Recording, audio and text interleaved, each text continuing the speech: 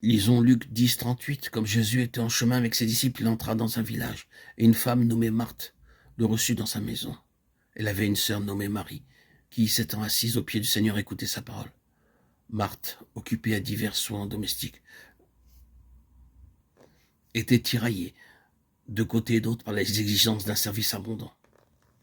Elle survint et dit, le grec est très fort ici, il signifie qu'elle vint jusqu'à Jésus et le mit en cause personnellement. Il sous-entend qu'à ses yeux, c'était lui qui était responsable de la situation. Et si elle avait laissé voir le fond de sa pensée, elle aurait dit, c'est de ta faute, tu es engagé dans cette affaire, c'est à toi à y mettre ordre. Tel est le sens qui transparaît dans l'original. Elle le considère comme le grand responsable qui pourrait l'attirer de peine s'il voulait, et qui devrait, puisqu'il pourrait. Au fond, elle a perdu patience. Pendant longtemps, elle a sans beau dire laissé grossir le nuage. Mais à la fin, elle ne peut plus y tenir. Elle vient à Jésus et brusquement décharge son cœur. Seigneur, cela ne te fait-il rien que ma sœur m'ait laissé seule pour servir? Dis-lui donc de m'aider. J'aimerais que vous puissiez saisir l'acuité de la situation.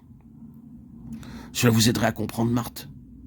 Mettons-nous un peu à sa place et tâchons de comprendre quelle était son humeur, tiraillée par les exigences d'un service abondant. Est à peine suffisant pour exprimer la réalité de la situation. La traduction, à mon sens, nous donne une idée tout à fait imparfaite de ce qui se passait vraiment. Le mot grec employé ici est un mot qui signifie proprement être tiré de droite et de gauche, être tiraillé. Et il peut se rapporter ici non seulement à l'activité de Marthe, mais à son visage. Elle avait les traits tirés par l'anxiété. Avez-vous jamais vu un visage dont les traits sont tirés par l'anxiété? C'était le cas de Marthe. L'anxiété déformait ses traits. Et quelle était la cause de cette anxiété? Beaucoup de plats. Ce que le Seigneur dit à Marthe en réalité est ceci. Marthe, Marthe, tu t'inquiètes et tu t'agites pour beaucoup de plats, mais un seul plat est nécessaire. Un seul plat est nécessaire. Tu te laisses absorber jusqu'à l'anxiété par tes nombreux plats et tu n'en as plus que tu n'en peux faire. Tu commences à t'en rendre compte maintenant, n'est-ce pas? Telle est la situation. Ce qui était nécessaire du côté de Marthe, c'était une mise au point de son attitude à l'égard des choses pratiques, de façon que la chose importante pût avoir sa place. Que Marthe leur préparât un repas, le Seigneur était pleinement d'accord. Mais il voyait cette affaire de repas devenir pour Marthe quelque chose de tellement compliqué et disproportionné que les choses les plus importantes en étaient reléguées à l'arrière-plan. C'était un vrai renversement des valeurs. Un repas peut sans doute venir fort à propos, mais prenons garde de donner aux choses une place qui soit en rapport avec leur importance. Veillons à ne pas laisser le temporel submerger le spirituel.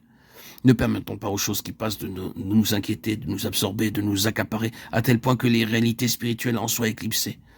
Toutes choses sont bonnes pourvu qu'elles soient à leur place. Mais il y a une chose par excellence qui devrait toujours servir de régulateur pour maintenir toutes les autres à leur place respective. C'est la parole qui tombe des lèvres du Seigneur. Voyez, c'est une question de proportion. Tout dépend de l'accent, de l'endroit où nous le mettons.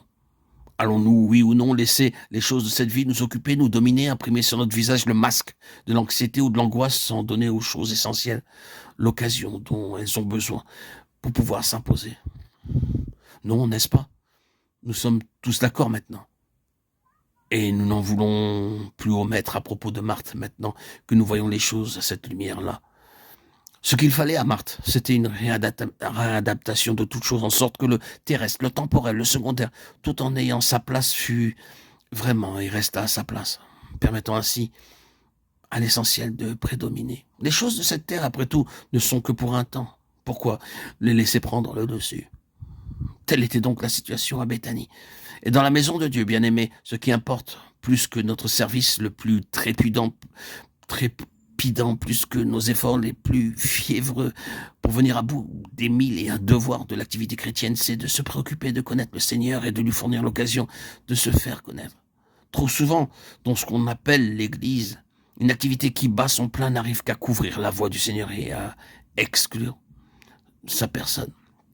Nous sommes tellement imbus de l'importance de ce que nous faisons qu'il ne nous vient pas à l'idée que le Seigneur puisse avoir quelque chose de plus important encore à nous dire. Ce qui le satisfait, c'est de nous voir à cette place et dans cette attitude qui révèle une adaptation de notre vie matérielle aux réalités suprêmes. Telle est la leçon que Marthe a à nous donner.